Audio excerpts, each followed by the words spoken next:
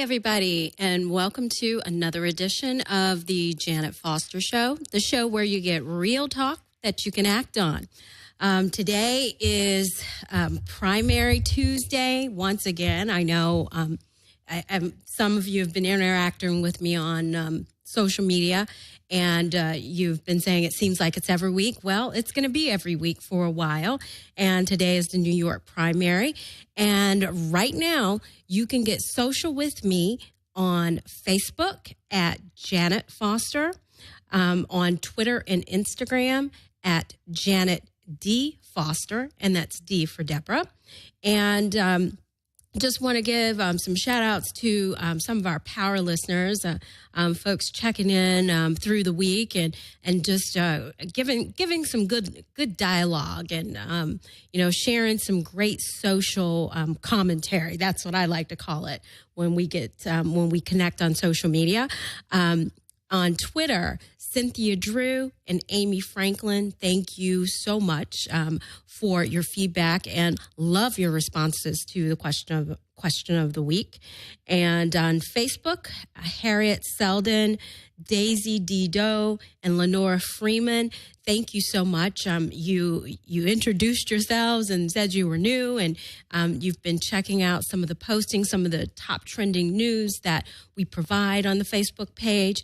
And on Instagram, shout out to Elizel and Jim Bloodsworth. Thanks for the love on Instagram, your comments, and just even some of your what you share, the high fives. Thank you so much for that. And I am taking your questions live, and I'll be checking on that. And if you're able to see the cameras in the studio, you will see that I am rocking official New York gear. I am a diehard New York Yankees fan, so I am rocking the official Yankees hoodie. It is baseball season, but also, for me, the political junkie, the news junkie that I am, politics is my jam. It's my thing. And I appreciate being able to share this with you. And today is the New York primary. And this primary kicks off what's going to happen for the next few weeks, not only pivotal primaries in the next few states, but also these next primaries really start to reflect the demographics of the American public in the next few weeks, the states that are involved. Obviously, New York, it's all about New York today. Both parties have primaries in those states. And a lot of questions that you've been asking through the week, and some I answered last week, and there were questions from the answers that I gave last week, and I'm going to try to get into that. Did have a guest lined up, and I'm not going to put him on blast because we're going to try to see if we can get him to come on back, but and kind of schedule it up. But this person, it was so timely because there was an article that he wrote this week. It got published in several outlets, but I'm going to save that thunder for that individual when I get them to come in. Unfortunately, because of who this individual is and how busy they were, that person is on the East Coast right now, and it's a little busy for him. So we're gonna try it again. I tried again, and I promise it's gonna be worth the wait. I was bummed, but at the same time, I completely understand. But what I want to do, though, is let you know here on West Coast time, the polls in New York have closed. So it is done. And just a couple of commentaries. I just want to say, dang, New York, what's up with the election board? I grew up in Florida, and it makes me wonder because most New Yorkers, when they retire or they decide to leave New York, they move to Florida. And, there have been a lot of irregularities, not just some of the what I call the political noise. And there's been a lot of political noise going on, and but it's been some hang-ups. New York has they've had broken machines. There have been reports of broken machines today, which the fact that and something that some people may not be aware of, but they still use old school machines, which here in California, we're kind of oblivious to that because we completely go electronic because of our population, because it's so big. And as someone who's lived in 2 different states, and I've lived in the state that recently has been doing things badly, Florida. I've done the Scantron, I've done the Bubble In, and I've done the whole. I think you have the cartridge and you remove your cartridge and you put your cartridge in something and that you validate, yes, that was my vote. I've kind of done the gambit. But New York, they keep it old school, and somehow in their voter rolls, there were names purged. And they've got a big old mess. And I know that right now it seems to be isolated in, the area of the 5 boroughs, New York City. There doesn't seem to be any irregularities in the suburbs or upstate, but it seems to be, just some challenges going on in the largest, obviously the most largest concentration of voters.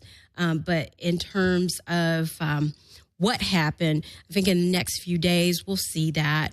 And it definitely, New York, I love you, but I was very shocked. And it's not isolated to just one set of one party. It's across the board. There have been reports where Republicans who have been long-standing Republicans, and they've always been registered Republican, but somehow they're not. And then same with Democrats. There is some political noise that's going on, and that political noise, a lot of it has to do with independents in that state where you're finding, and particularly with young people, which and I've taken a lot of questions this past week from a lot of young people, first-time voters, and we're going to vet out some of your questions. But independents who we know that younger voters tend to register as independents. A lot of them are being surprised that they go to the poll and they're rejected. And some of where the political noise started is that they feel like that their rights are being violated. And one of the questions I got was, how do you change the system? And you change the system by being a part of the system. And just to go back to what I said last week, referring to maybe reviewing your old civics courses from high school, these are political parties. You have to be registered to be in the parties. There are states that have what's called closed primaries, and New York is a closed primary. And as a matter of fact, in the coming weeks, like starting next week, we have other states that have closed primaries. You have to be registered in the party. That has nothing to do with disenfranchisement, because actually when you choose not to participate in a party, which is your right, you sort of disenfranchise yourself if that particular party you wanted to participate in, if you didn't take care of business,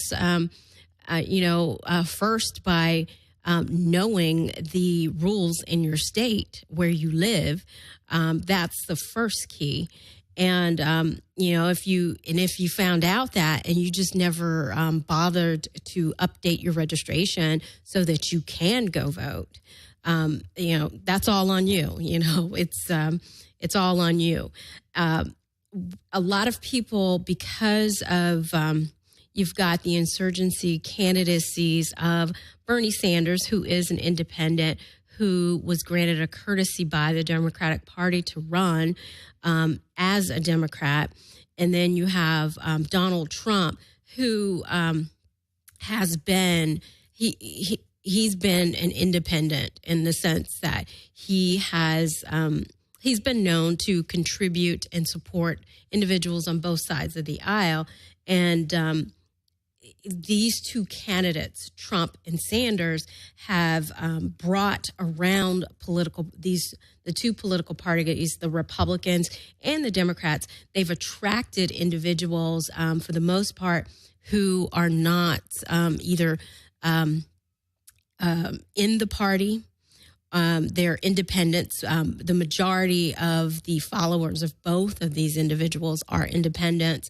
And then you have individuals who may have begun to identify with those parties as a result of those individuals. It's not saying that all independents who lean conservative, who are conservative, are the bulk of Donald Trump's followers, because there are Republicans, and you've heard me say this, whether they're registered Republicans, but if you stack up their needs and their backgrounds, they may or may not really be voting in their best interest as registered Republicans. And so that particular crowd has latched on to Donald Trump in the sense because the establishment, so to speak, does not represent their views, which, I always find that fascinating, because the establishment, for the typical Trump voter, the establishment never represented your views. So it's kind of interesting.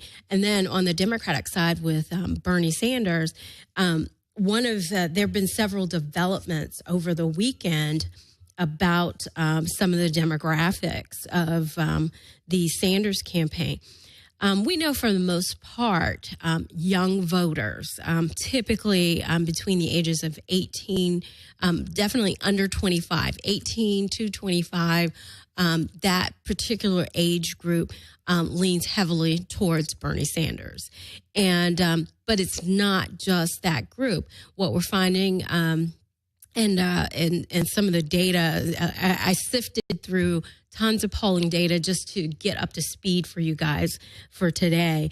A lot of data suggests that not only independents who are older than 60, age 60, that are following Bernie Sanders. These are baby boomers, but they tend to be baby boomers who they were on the outskirts to begin with.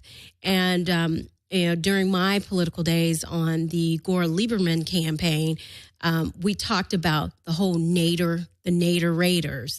And it seems that these same I wouldn't call them disenfranchised. I just think that and I'm trying to be nice. They just think differently. That's about the best way that I can think of. They aren't mainstream. They never have been mainstream. And when I mean mainstream, these are individuals that they've always kind of we're always outside the lines. That's the best way to describe it. And it seems like between that group and then with the younger group, because baby boomers are so much younger, and their numbers are large like baby boomers, and then Gen Xers, there's a split within Gen Xers. For the most part, a majority of Gen Xers are tied to Hillary Clinton, which and I wasn't really surprised when I saw the data on that, primarily because we were in our early 20s when Bill Clinton ran for office, and she actually was the first lady for particularly Gen X women, because most of us Gen X women, we were the first generation of women earning college degrees at a faster rate than the generations before us. And we are the first generation to have a very high level of education, meaning master's degrees and above. And Hillary Clinton represented for us someone similar to what we knew we were achieving, in terms of advanced degrees, because she was a lawyer. She was a first lady who had an advanced degree, which not very many, not before her. I mean, I think the closest thing was Dan Quayle's wife, who was a lawyer. And pretty much, the role of the first ladies that in our lifetime that we knew of were, they were basically homemakers, which most of us could not identify with that. Most of us could not identify because we were women earning college degrees, advanced degrees, and going into corporate life and earning income, and being a second generation of American women earning money outside of the home, and also a second generation of women not marrying so young in our 20s. The average Gen Xer got married in their late 30s, and some of us are still not married. So, and some of us are just getting married, and some of us are kind of cozying up to the idea. So, to see the split like that between Sanders and Hillary Clinton is it's not very surprising.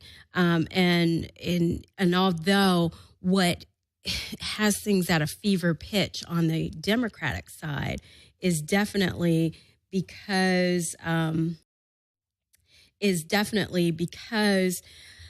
of in New York, Hillary Clinton is their former senator. And then it's going to be interesting to see how the Sanders narrative plays out, because Sanders' main narrative has been basically dogging out Wall Street, blaming Wall Street for everything. Well, in the state that Wall Street is headed in, and also knowing that there are Democrats that are on Wall Street, it's going to be very interesting to see how that all plays out. And we have a first set of results out of New York for the Democratic race right now, with 6% of the precincts reporting.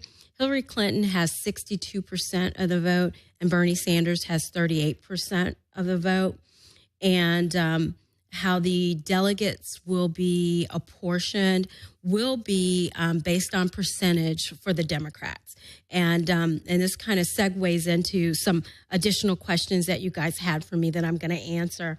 A lot of you really asked me, hit me up, you inboxed me, you hit me up on Twitter in asking me if I could explain a little bit more about why the apportionment happens. And this kind of leads into, I think, a lot of the difficult, when I say difficult, I mean, it's been unconventional, and it's unconventional in a bad way. And when I say in a bad way, it's because it's happening out of being uninformed.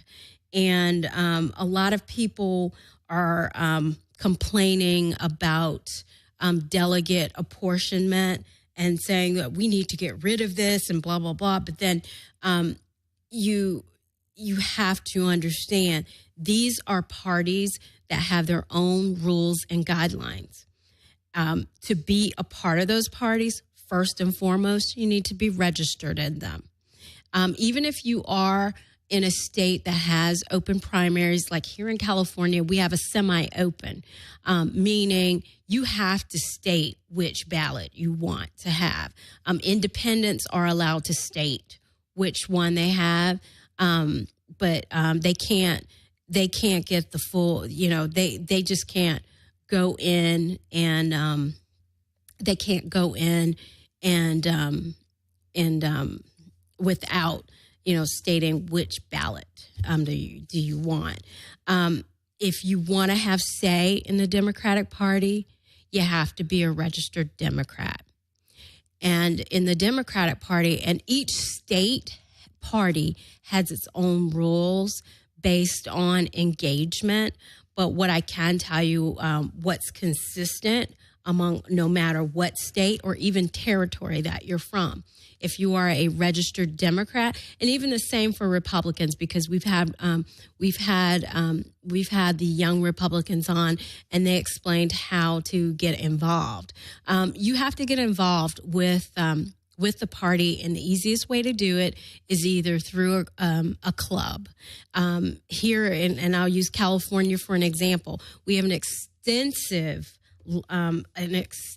listing of Democratic clubs, and I mean there are Democratic clubs for any issue, any persuasion that you have, whether it's the LGBT Democratic Club, and I don't think it's specifically called LGBT. I think it's the Lambda Democrats. I think that's what that particular group's been called. But we have over 1,000, so there's a way for you to get involved. And just even in Los Angeles County alone, there you can get involved. And each of the clubs, each club has representatives that can go to county meetings as well as a state convention. And, it's very easy to do that. Same with Republicans. You've got your local Republican club, whether it's your county club or, again, a special interest club, and here in California and across the country, different state parties also have county level committees. And now this is where, when you start to get into committee work, that's where, and a lot of you ask questions about the apportionment, who decides that. This is where you get into that layer. And for Democrats, the superdelegates, that's also where you get superdelegates. And here in California, and I use us as an example, we elect our county representatives, our Los Angeles County Democrats. And of course, I know you guys know that I am a Democrat since I've worked.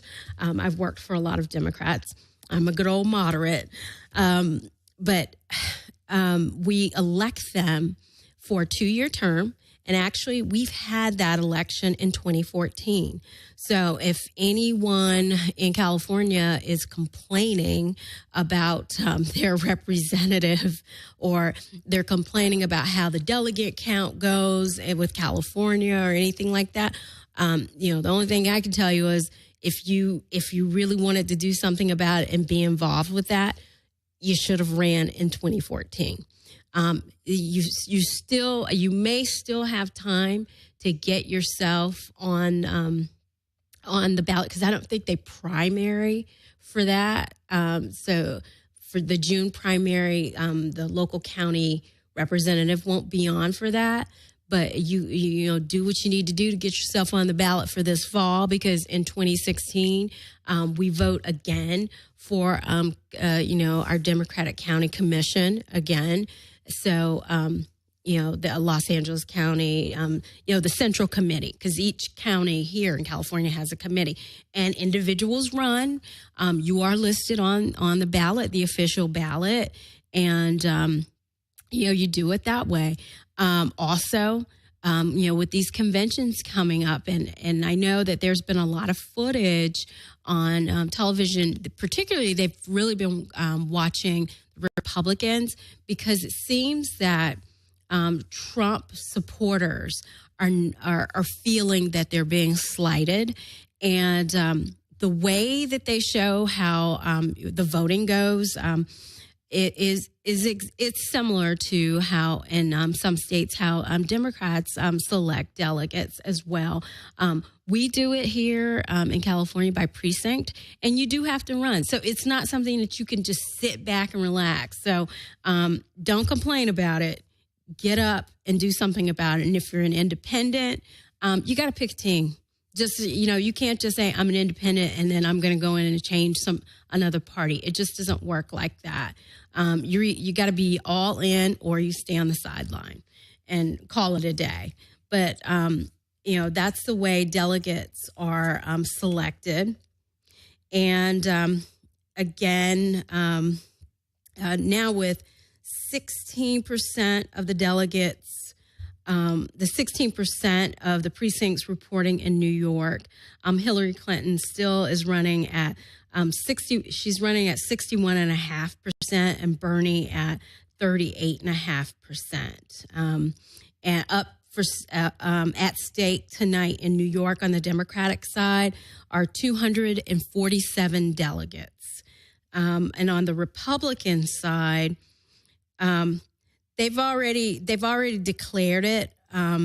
They've already declared Donald Trump the winner of the New York primary. So, and it looks like for him, and how the Republican Party does it for the Trump delegates. They're his. It's winner take all. So he gets 95. Right now, with 16% of the precincts reporting, he has 67.6%, and the magic number was 50%. If you saw a lot of the reports over the weekend, how they do it in New York, it's kind of like a graduated allocation system where the person with more than 50% of the vote, they get 3 votes per, I think it's three delegates per county, which is the max. That's the max. And then if anybody else has, I think it's anything below, I think there's a threshold, and it looks like both Kasich, even though Kasich, he's in second place, which I think this is the highest turnout he's ever had, besides winning his home state of Ohio. Both Kasich and Cruz, they're not even at the threshold number, so that it's clear that Donald Trump he's going to take all 95 delegates. So we don't even have to really. We're not going to be watching the rest of the Republican race because it's already been called. And for Clinton, now 21% of the precincts reporting, and she's holding at 61% of the vote in New York. And I mean, and this is kind of expected. I mean, she was their senator. She was their, the state of New York elected her twice as their U.S. senator. And she did a lot for the state. She did right by the interests of that state. And you just got to go hats off to them. But pretty much, she was going in expecting to win tonight, and it looks like so far she's handily being consistent. She's being consistent for those votes. Another thing I wanted to talk to you about was, again, it's kind of going along the lines of rules. Over the weekend, there was a major story that broke about there have been reports of female delegates for Hillary Clinton that have received phone calls from the Sanders campaign. There's a young man who did a website, had all of the delegates' names, their phone numbers, and their email addresses. And there's been, and again, this goes around the political noise. And I think a lot of this comes from, there's a combination. You've got a combination of people who, they really believe that they're a part of something when they don't really realize that what they're doing is inappropriate. You don't take people's private information like that. But where it came to a head was a series of incidents being reported, and for those of us here in California, that have had experience working in politics, we know that there's a process for when you're trying to plead your case for your candidate. There's a process and there's a proper procedure for doing that. To talk to other people's committed delegates, you can contact them, but doing unprofessional and I think sophomoric things like publicizing their information, and I think they're calling it a hit list, and based on a lot of the reports this weekend, but. California, for those of us here in California in the Democratic Party who are aware of the behind the scenes players, Mr. Bob Mulholland wrote an open letter to Bernie Sanders about some of the tactics and behaviors, and the open letter was to request the cease and desist of that kind of behavior, to kind of take control of your campaign. And I've had the opportunity in my past life to have worked on communications teams that have been led by Mr. Mulholland, and I would tell you he himself, when he wrote the open letter, he's a superdelegate because of his work.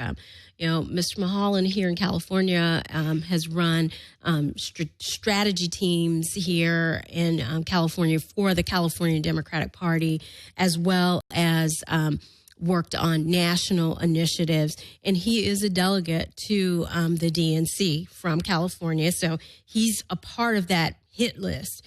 And I wonder, in his open letter, he didn't allude that he got calls, but he knows individuals who have, and he consulted with them, and he outlined, and he actually challenged the Sanders camp to follow the party rules. And some of the party rules dictate how you contact people. One of the things that you don't do is there's a certain level of individual from the campaign that contacts delegates. It's just not some random schmo that calls a delegate. That's the first thing.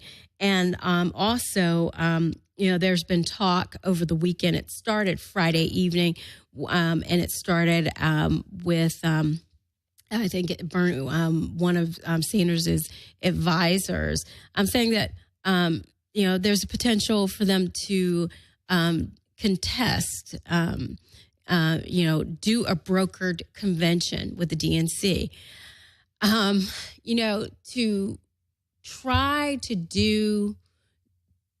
To try to emulate what Donald Trump is trying to do is very difficult to do with the Democratic Party. And this is the answer to some of your questions, because when reports of this came in, this is when some of you inboxed me about this. And you wanted to know, is that even possible?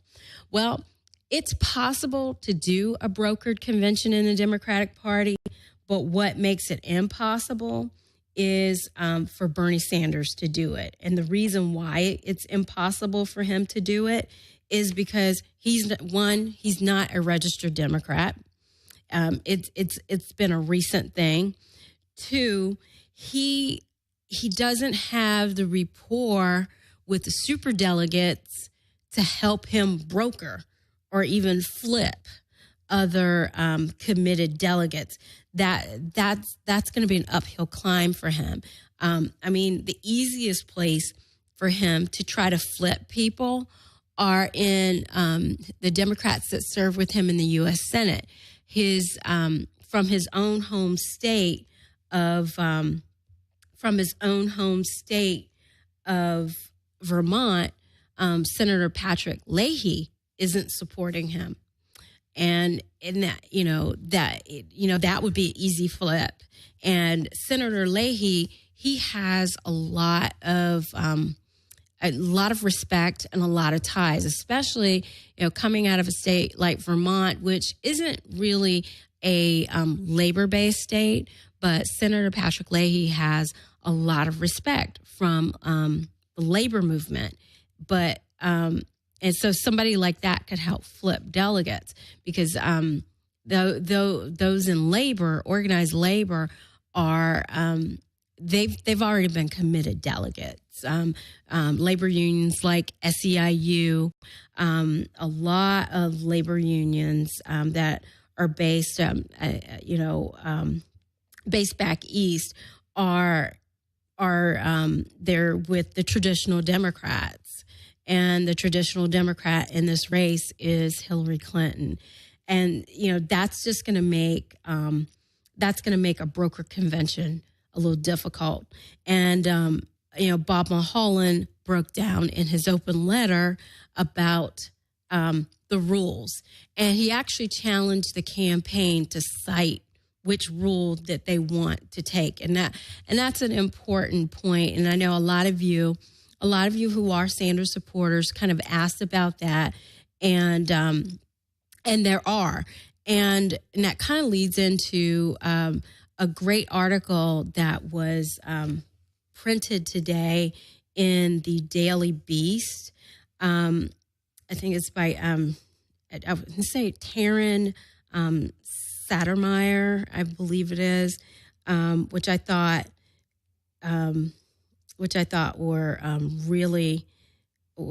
was really a great article, where she talked about if you want to change the system, you've got to know the rules first, and that's been the biggest thing going on, is that you have to be able to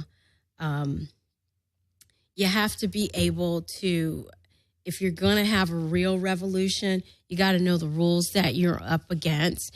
And I think with Bernie's team, there's been a lot of miscalculations. The main miscalculations have been where they haven't strategically pulled plans together. You can tell that they haven't pulled plans together for closed primary states. And that's where, and the only strategy that they had for states with closed primaries have been dropping statements like, we're going to broker a convention, those things. And I know, and for a lot of you, when campaigns do that, they do that for two reasons. One, they do it for fundraising. Bernie's been taking a lot of hits on fundraising, and a lot of that has been due to the fact that he has not raised money for down ticket candidates. Sending out an email for somebody is different from having people who physically are going through their Rolodexes and hosting events. And, going back to, if you watch the Sunday shows, one prominent Democratic fundraiser, George Clooney, was on, and, this weekend with the behavior that occurred with people throwing money at a motorcade, that's not revolutionary. That's actually very childish. And I think George Clooney put it the best way. This is how things work. Until we're able to change it, you got to play the rules. And the thing that most people are coming up with is individuals who were throwing money. Those were not Democrats. And it's because Democrats don't behave that way. When you have someone like a George Clooney that will raise money, it's almost like the fundraiser that he did have, he was raising money was being raised for down ticket candidates. And when you hear the word down tickets, we're talking about we're not just talking about the person who is going to be our party's nominee for president, but we're also talking about that individual at the top of the ticket needs to be able to help raise money to bring people at the congressional level in both chambers. Money needs to be raised for people who are running races in both chambers. Here in California, we have a very competitive race for an open seat. Two women who I think are fabulous, Loretta Sanchez and Kamala Harris. They're running for the Senate seat that Barbara Boxer is retiring from this year. California, again, is going to make sure that two women will go to the Senate. But money has to be raised for that. And the unfortunate thing is the Sanders camp is not providing any money, and you're thinking, when you think that you see people who are making it rain on a motorcade, but they're not making it rain for other candidates. Again, it makes the whole brokered convention thing a little unrealistic.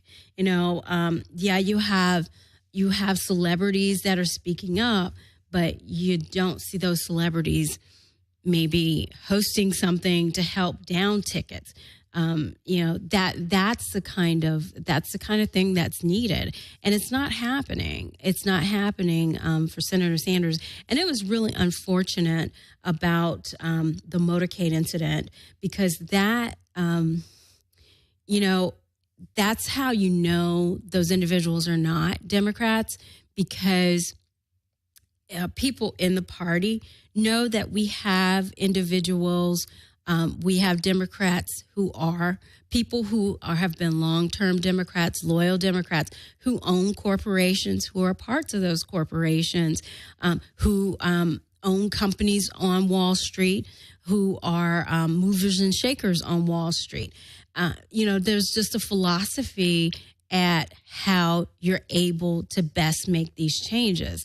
And the whole idea behind the Democratic Party is to make mobile the middle class, so people can move into middle class, and then for middle class to be able to stay there.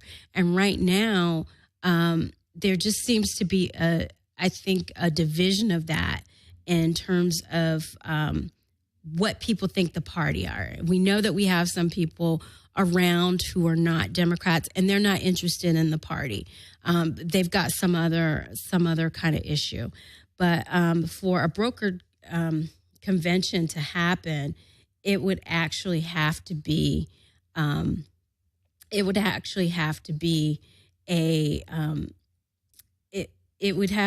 something that was it would be extraordinary, just to put it mildly, because it's something that can't. It's something that can't happen. I'll just leave it at that. Don't want to burst your bubble, but it's unlikely, because you've got so many elected officials who would be a part of the brokering process, and it's just not going to happen.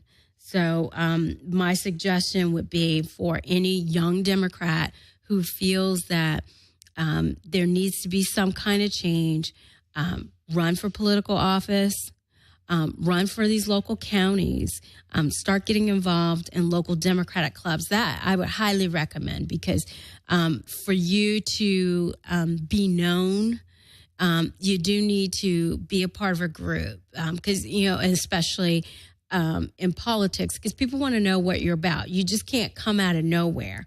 And, to a lot of loyal Democrats, there's definitely a selling campaign that Senator Sanders has to do to a loyal Democrat, someone who's a registered Democrat, who's always been a registered Democrat. There has to be a selling point for someone who has not been it has not been in the party. It has not been a part of the platform process. Has not been a part of helping other Democrats win. So that kind of answers a lot of questions, because a lot of you had the question about, you wanted to know about how the rules are, and the brokered convention. You wanted to know my thoughts about the brokered convention, even just based on those the facts that I gave you, that a lot of superdelegates have to be involved in that brokering process. It's just highly unlikely. I just think that was just kind of statements made from the campaign as a means of being able to continue raising funds, for that candidate. Now, what's coming up next week is going to be another big opportunity, and that's and it's being dubbed as Super Tuesday Part 3. We're going to have 5 states, and another state that's a big state is Pennsylvania. Pennsylvania has 189 electoral votes at stake, and then Maryland has 97, and Maryland and Pennsylvania are closed primaries, meaning you have to be, and I think both parties are doing those states. So you have to be a registered Republican, you have to be a registered Democrat to vote. So that will be very interesting. And we are now just got in the final word. Hillary Clinton has been declared the winner of the New York primary, where she has more than 61% of the vote. And Bernie came in at 39.5. Now, what's going to happen, and this is based on 38% of the precincts reporting, she's cleared the threshold that the party set, and she's been declared the winner. And she will get, they apportion the delegates, but she will get the majority of those 247 delegates, and that puts her in she puts her in a great place. Going into tonight, she had 1,758, so she could clear up she could be at 1,900, after New York. And all she needs is 2,383. And next week, definitely with wins next week, which she's polling extremely high in Pennsylvania as well as Maryland. And she's doing well in Connecticut. And, Connecticut's going to be a challenge for Bernie because of his stance on gun control, and then the recent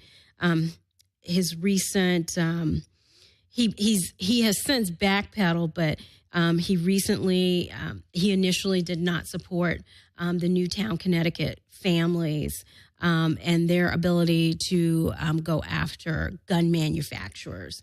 And that was something, with the state of Connecticut, that's something that has become a priority for that state. And interesting enough, it's a purple state, and it is in New England, in Vermont's backyard, and it seems to look like it's going to. Right now, with in the Democratic race, it's leaning. Hillary Clinton is leading in the polling in Connecticut. She's also leading in Rhode Island, which I find that's very interesting. But then there's a Kennedy in Rhode Island. That's Janet's thought. There's a Kennedy there. So Hillary should be at about 1,900 after New York, and then with Donald Trump, he's well on his way. He's well on his way to the 1,237, which he could clear that. He could potentially clear that by next week if he sweeps on Super Tuesday 3. Just some other updates. We had Dr. Paul Song. I talked about this last week, and there's been some fallout based on his commentary. It's been reported that he's quit a group, which, sometimes those are negotiated. He has resigned from his position as director of the Courage Campaign as a result of his commentary that he made. And, last week I talked about, that he's the husband of reporter Lisa Ling. And he has since apologized. And Lisa Ling, who is brilliant in her own right, she wrote a letter and explained about that and talked about that. And she also mentioned too that she and her husband, although they agree on most things, they are supporting different candidates in the primary. And interesting enough, Dr. Song lives here in California, which we don't vote until June, which I think most of this will be over by the time we vote. But he did resign, and that's going to be that was the reason why that made big news, is because the organization here in California is very much not tied with that kind of language and support, and they don't get involved in politics. So his involvement somehow got misconstrued that organization endorsed Senator Sanders, as well as being tied, obviously, to the negative commentary. So there was some backpedaling on that, and it was unfortunate, and I do think that he didn't mean that personally, and again that the man's a brilliant physician, which I've worked with physicians, and he probably will do best if he stays in the clinical setting, because obviously he didn't minor in political science to probably know language, meaning, and word usage are two different things sometimes in politics, and you kind of have to watch it in politics. But he did apologize, and he now just runs his multi-million-dollar company that he set up. So, but and the reason why he was in New York is because he was born and raised in, I believe, Queens. I know he's from New York City. So, but born and raised in Queens. Queens. I for some reason I keep thinking Queens, but he's definitely from NYC. So he lived in he was born and raised in one of the 5 boroughs. Let's put it that way. But as we move on to get ready for next week, just know that we will keep in touch. And you can hit me up on Twitter and Facebook. And, the question of the week was who wins? And everybody gave great feedback on your parties and who you thought will win. We'll hit you up with another question based on those outcomes and looking at part 3. But I just want to thank Jeremy Hansen for all what he does and making this thing go. And thank you all for listening. And until next week, we'll be here and we'll catch you at the next time. Have a great week.